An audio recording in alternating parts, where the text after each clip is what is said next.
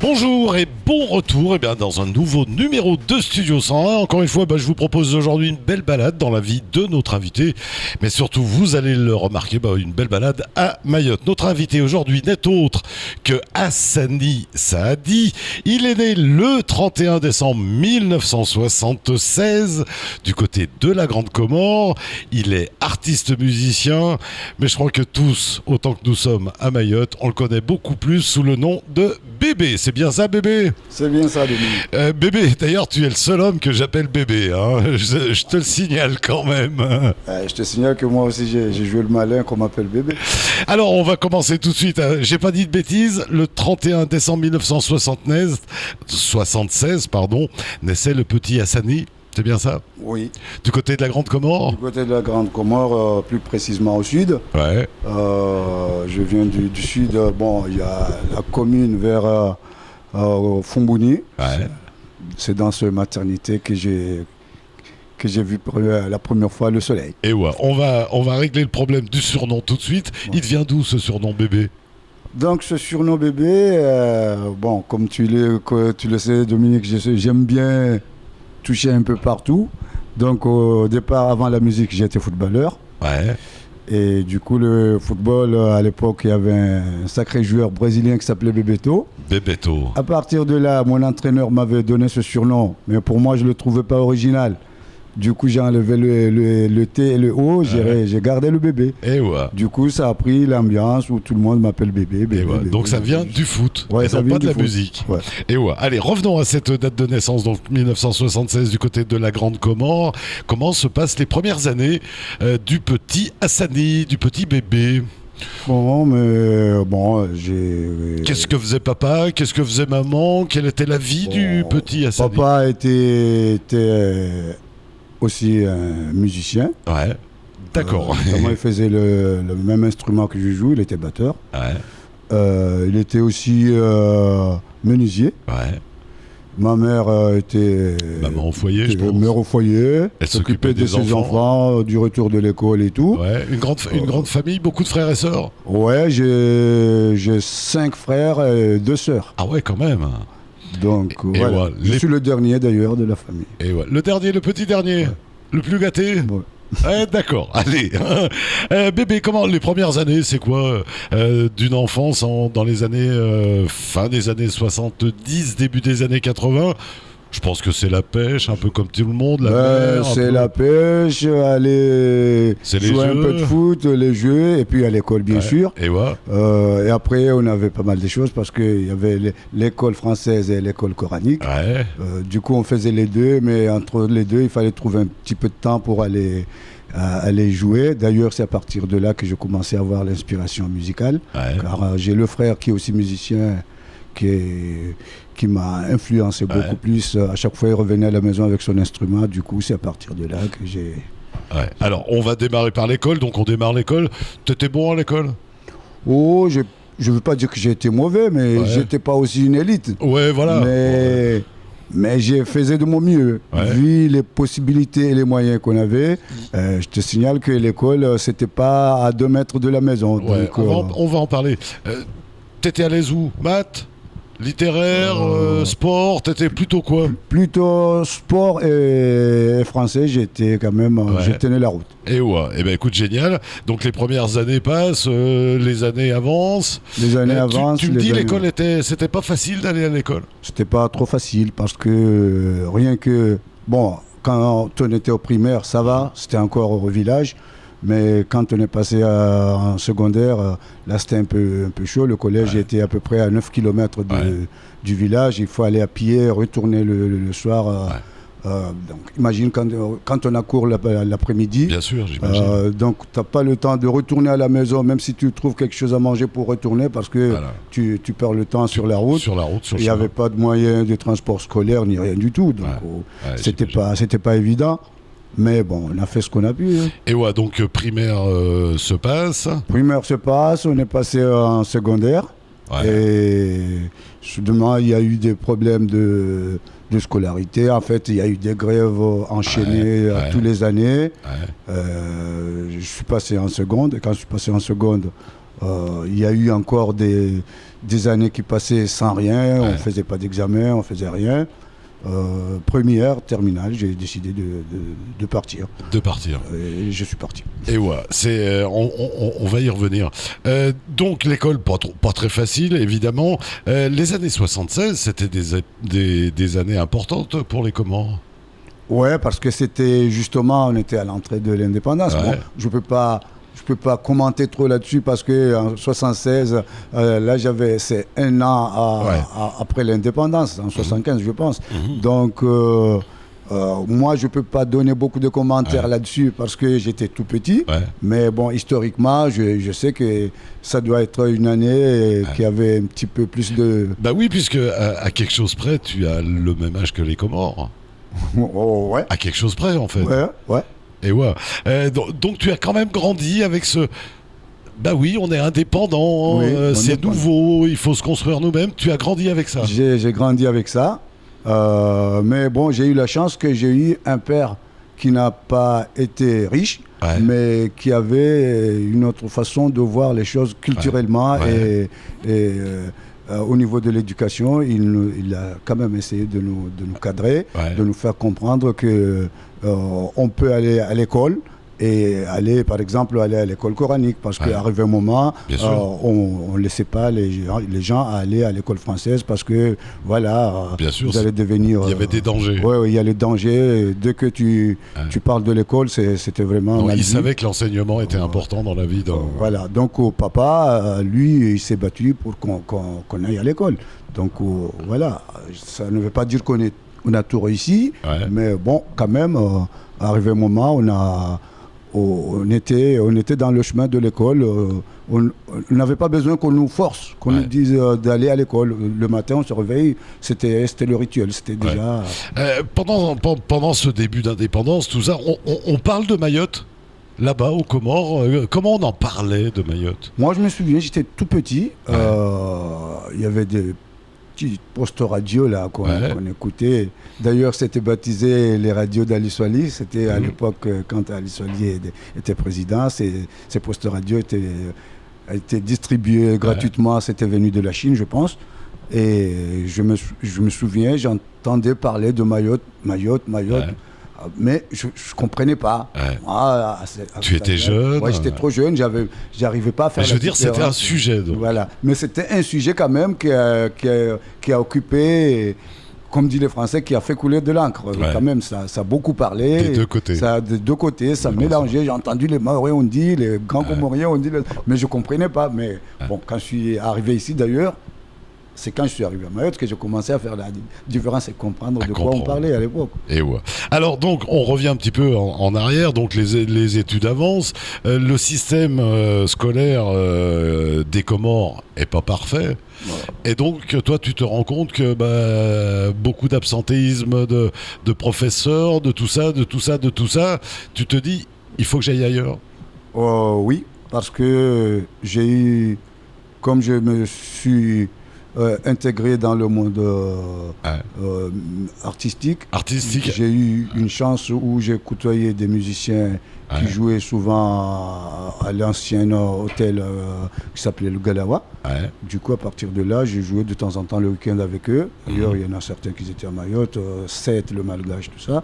On a joué un petit peu ensemble. D'accord. Du coup, à partir de là, j'ai commencé à me dire il va falloir qu'un jour je bouge parce que le système, quand j'ai vu que j'ai fait 3 ans sans passer d'examen, je me suis dit que là... Que tu étais en danger.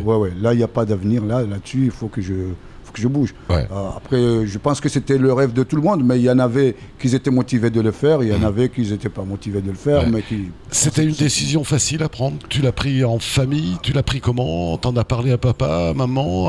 À cette époque-là, comment on décide un tel départ? Sans mentir, la décision, je l'ai prise tout seul. Je l'ai prise tout seul. Pourquoi? Parce que, comme je te dis, j'ai joué le week-end, je me laissais, j'étais payé bien sûr, au Galawa là-bas. Ce qui était déjà pas mal. Ce qui était déjà pas mal. Donc moi, à chaque fois, je jouais le week-end, je jouais le jeudi, vendredi, samedi et le dimanche après-midi. Et je mettais un peu de sous de côté parce que j'avais déjà envisagé que j'allais partir. Ouais. Je faisais partie d'un groupe du village qu'on jouait aussi ce qu'on appelle le tarab. Ça, ce sont des rythmes traditionnels. Ça, c'est très classique. Qui est très classique, qui est beaucoup réputé au niveau des grands mariages et tout ça. Mais j'avais dit à personne, alors que je partais le mercredi et le samedi, on avait un tarab qui était... Parce que c'était le président de l'association quand même. Mais moi, j'ai dit rien à personne. J'ai préparé mon voyage tout seul. Personne n'était au courant que je partais. À part mes coéquipiers de l'équipe de foot, eux, j'avais dit parce que j'avais une responsabilité qui était très importante. J'étais trésorier. Donc j'ai été obligé de faire les passations, passer la main à quelqu'un d'autre. Donc eux, ils étaient au courant. Mais j'avais dit ne disais à personne parce que je ne dis rien à personne parce que je pars, mais même ma famille, j'ai pas prévu. Bébé, comment dire, tu es parti officiellement ou tu es parti par le biais de la clandestinité? La première fois que je voulais partir, en fait, on m'avait proposé de venir en juin. Et d'arriver à Mayotte. Et là, à cette époque-là, il y avait un bateau qui s'appelait Étoile de Comores. C'est un petit bateau qui faisait les allers-retours. Mais moi, je ne comprenais pas ce qui s'est passé. Donc, j'ai pris un bateau en premier de Moroni vers Anjouan, qui s'appelait j'ai oublié le nom du bateau, mais j'ai pris un bateau normal. De Moroni en juin. À l'époque, il y avait le Tratinga, il y avait ce genre de choses. Tratinga. Il y avait 1 et 2. Je pense que j'avais pris le 2. Le 2, pour arriver en juin. Et puis, on nous a dit qu'on allait prendre l'étoile de Comores en juin vers Mayotte. Mais en arrivant en juin, on a resté une journée. On nous a dit que l'étoile de Comores, on les a donné un quota des gens qui peuvent ramener en juin Mayotte. Et nous, vu le monde qu'il y avait en juin, je pense que j'allais rester en juin plus de 6 mois à attendre. Et déjà, j'ai fait la statistique entre le Tatinga, ce que j'ai pris de Moroni vers Anjouan. Et j'ai regardé aussi le gabarit d'étoile des Comores qui partait d'Anjouan à Mayotte. Pour revenir à Mayotte. Je me suis dit, celui-là, il est plus grand. Déjà, j'ai souffert. Et celui-là, je ne sais pas comment ça va se passer. Et entre-temps, on nous a proposé, j'entends des gens qui disent, on va à Bamba Oula Mtsanga, là-bas, il y a des bateaux qui partent. Je dis, mais il y a des ports partout ici. Et c'est là où on m'a fait comprendre qu'on allait rentrer à Mayotte clandestinement. En clandestinité. Et là, j'ai décidé de retourner à l'agence de Tatinga, reprendre un billet, retourner à Moroni. D'accord. Je suis retourné à Moroni. Je dis, bon, j'ai pris un grand bateau, j'ai galéré. Je ne vais pas prendre celui-là. Je rentre à Moroni et attendre qu'il y ait un moyen loyal et digne du voyage pour voyager. Du coup, je suis rentré à Moroni et je suis resté à Moroni 1 an avant qu'il y ait un avion, parce qu'à l'époque... Encore un an j'ai resté 1 an parce qu'il y avait le problème d'avion. L'Air Comores a été mise en retrait de la circulation. Du coup, on a attendu un avion, et quand il y a eu un avion, c'était 1 an après que j'ai Mais donc, après, par le biais de l'avion, tu étais obligé de partir officiellement. Officiellement. Et donc avec tous les papiers, avec tout ce qu'il fallait, ce qui devait pas être évident à l'époque. C'était pas évident. Mais j'ai eu la chance, à l'époque, j'étais joueur d'une équipe de foot qui s'appelle le Bombon-Djema. Du coup, j'avais parlé au président qui était bien quand même. Fait fonctionner le réseau. Qui a fait que mon passeport, je l'ai eu à 2 jours près, alors que c'était pas évident. Déjà, les passeports, on ne les trouvait pas comme ça. Le voyage, Dieu merci, ça s'est passé vraiment très vite fait. Et voilà, je suis parti officiellement sans problème. Et on arrive à Mayotte. Oui. On arrive à Mayotte. Donc on est en quelle année à peu près? Là, je suis arrivé le 23 novembre 1994, qui fait que le 23 prochain, je fais 20 ans. 20 ans. Que je n'ai pas bougé de Mayotte. Bon, je n'ai pas bougé, j'ai bougé quand même, mais bon, voilà. Je considère que c'est là où je vis. Donc pour moi, je n'ai pas bougé. Du coup, voilà, je suis arrivé le 23 novembre 1994. Content, mais j'étais quand même un petit peu triste en passant aux amis, parce que quand même, les amis, à l'époque là j'avais 18 ans. L'équipe, j'imagine. J'avais complètement 18 ans, à l'étranger, tout seul, sans papa, sans maman, sans frère. Et puis à tout recommencer. À tout recommencer. J'avoue que j'ai vécu des moments qui ont été très très très difficiles, mais je suis du genre un peu coriace, que j'aime pas qu'on me dise bah, tu te dis que tu es à Mayotte, pourquoi tu es revenu. D'ailleurs, les gens qu'on est arrivés en même temps, ils sont tous repartis. Ils sont tous repartis. Il n'y a que moi qui ai tenu. Eh ben écoute. Alors, on va revenir à ton arrivée à Mayotte tout à l'heure. Moi, ce que je voudrais maintenant, c'est qu'on remonte le temps. Oui. Tu nous as dit tout à l'heure, tu nous as déjà donné les réponses quasiment depuis le début. Papa était musicien, tu avais un grand frère musicien. Mais qu'est-ce qui t'a amené à la musique ? Ce qui m'a amené à la musique, c'est que j'ai senti que j'avais ça dans le sang dès le début. Parce que à côté de chez moi, bon, comme vous le savez, chez nous, les groupes musicaux sont pas comme ici, où chacun peut sortir son album et constituer un groupe. Ouais. Chez nous, les groupes musicaux sont du genre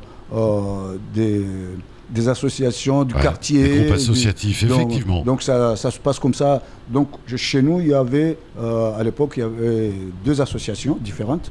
Et ces 2 associations, moi, je faisais partie d'une association du côté de ma mère. Parce que mon père, ils avaient leur association. Ah d'accord, il y avait même... on peut avoir dans une famille 2 associations différentes. Chacun fait partie de musique. D'accord. Chacun fait partie de son association et va faire ce qu'il a à faire. Donc moi, j'étais parti du côté de ma mère. Et là-bas, on était quand même réputé d'avoir les bons musiciens du village. Donc je suis parti de ce côté-là parce que j'avais toujours besoin d'avoir un peu plus mais bien sûr, de finances. De finances et un peu plus d'expérience sur des gens qui ont... Du coup, voilà, je suis parti de ce côté-là.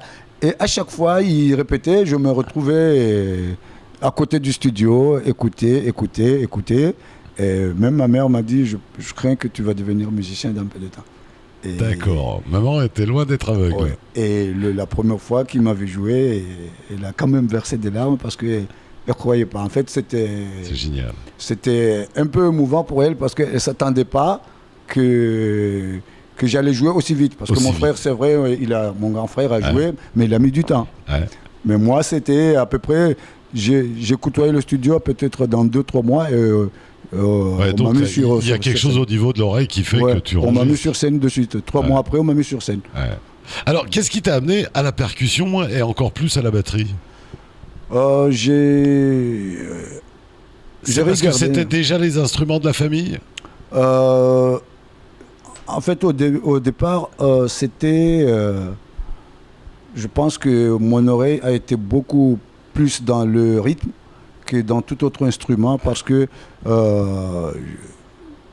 souvent, avant de rentrer dans le groupe, j'ai joué sur des marmites, des trucs. En fait, je suis beaucoup bercé sur le rythme.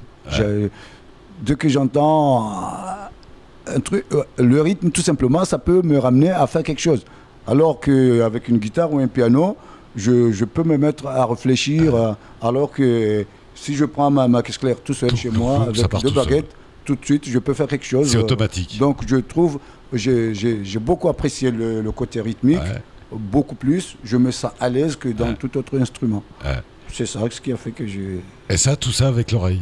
Avec l'oreille, on n'avait pas des profs qui nous disaient... L'oreille et puis l'œil pour observer les anciens ou le grand frère. Les anciens qui jouaient, comment ça se passait. Et après, bien sûr, quand tu as un ancien qui joue devant toi, souvent il y a des petites techniques à te dire non, ça tu fais pas ça, tu tiens pas la baguette comme ça. Voilà, et ça a commencé comme ça, à l'improvisation, oreille et... Et étonnamment, la musique t'a rapporté très tôt en fait. Puisque tout à l'heure tu me disais, moi je courais le cachet. Oui. Ce qui veut dire que malgré tout, même si c'était les Comores, etc., oui, quand même avec un instrument de musique, ça permettait quand même au moins de survivre. Oui, ça a été parce que en fait, moi je pense que la musique, c'est pas que je pense, c'est un très bon métier qui est malheureusement pas trop reconnu. Bon, parce qu'on ne veut pas le reconnaître, mais tout simplement... Mais moi, je dis souvent, on ne peut pas tous être médecin, avocat... Quand on veut, c'est un métier qui est prometteur. Moi, j'ai vu Je l'ai compris depuis là-bas d'ailleurs, parce que quand j'ai vu que j'ai joué jeudi, vendredi, samedi, dimanche et que j'avais au minimum, bon, à l'équivalence maintenant, on peut dire dans les 100, 120 euros. Ouais. C'était déjà quelque chose. Hein. Mais bien sûr. Ça m'a permis. Moi, je te dis, quand je voulais faire mon voyage, j'ai juste économisé 3 week-ends. C'est bon, j'avais mon billet. Ouais. Donc. C'est aussi ce qui permettait de ne pas tomber dans les bêtises. Oui, bon, c'est ça. Ce qui était bien, c'est que j'étais occupé en 2 choses. Ou je suis en train de jouer au sport, foot, ou je suis en train de faire la musique. Donc, j'avais pas le temps de faire quoi que ce soit qui pourrait m'influencer à dérailler. Et voilà. D'accord. Allez, on va continuer à te découvrir. Donc, tu n'as jamais dévié des percussions et de la batterie? Non. Tu sais jouer un peu de la guitare? Je gratte. Parce que moi, je t'ai vu... Je gratte la guitare parce que, bon, maintenant, je fais un métier il faut que je gratte la guitare pour accompagner mes élèves. Ouais. Donc, je fais la guitare. De temps en temps, Mais ton royaume, c'est la percussion. Mon royaume, c'est dans la percussion et la batterie. Là, peut-être tu peux découvrir des petites anomalies chez moi parce qu'on n'est pas tous parfaits. Personne n'est parfait dans quoi que ce soit de toute façon. Mais là-dessus, je suis à l'aise que tout autre instrument. Ouais. À l'école, tu n'avais pas fait d'école? J'ai pas fait d'école musicale. Musicale à l'époque, donc c'était autodidacte, mais professionnel en même temps. Oui, mais en fait, moi je pense que on peut dire, avoir des diplômes, c'est bien, mais toute chose demande de la volonté. Et après, prendre conscience de ce qu'on veut être le lendemain. Et puis quand on a un talent, prendre conscience aussi qu'on a un talent. Et tu voilà. Donc je honnête. pense que c'est quelque chose... comme on le dit, hein, c'est dans le sang. Et après, il faut l'améliorer parce qu'il y a des choses à découvrir, il y a des choses à connaître de plus. Au début, traditionnel, hein, tu en as parlé un petit peu tout à l'heure, tout arabe, les sons locaux. Et après, comment et pourquoi tu t'ouvres aux autres rythmes? C'est les rencontres, encore une fois? C'est les rencontres, mais via mon père, parce que mon père avait des... Donc l'autre association. les disques, là, comment on appelle? Les 33 tours. Et il avait pas mal il aimait trop le jazz. C'est pas vrai. Donc il écoutait des trucs de Ray Charles, toute la bande. Donc quand j'écoutais... Oui, de la vraie musique. Quand j'écoutais ce genre de choses, d'ailleurs, parfois je me prenais la tête avec mes co-musiciens du groupe parce que souvent en fait on a des rythmes qui sont faits comme ça, il faut pas les bouger. Mais moi j'essayais toujours de les mélanger, de mettre autre chose qu'on ressent le même rythme, mais que ça soit pas répétitif, que ce soit la sauce bébé quoi. Mélanger, essayer de faire des mélanges. Et souvent eux, comme ils n'avaient pas l'habitude d'écouter ce genre de musique, parce que bon, moi, ça choquait, ça leur choquait. Mais après, il y avait des gens qui comprenaient aussi, qui disaient non, mais c'est génial, c'est génial ce que tu fais. Donc voilà, donc du coup j'ai commencé à mélanger dès le début. Donc quand je suis arrivé ici, j'ai eu la chance aussi de pouvoir côtoyer d'autres personnes qui font autre chose. Et ça n'a pas été trop difficile. Bien sûr, c'est toujours difficile de quitter son monde, d'aller dans un autre monde, mais bon, ça n'a pas été difficile de m'adapter. Allez, vous l'avez compris, ce sera un Studio 101 très musical puisque notre invité, on va le présenter par son pseudo, c'est Bébé. On va continuer à découvrir son parcours plus précisément à Mayotte, juste après un petit retour de pub sur KTV. À tout de suite.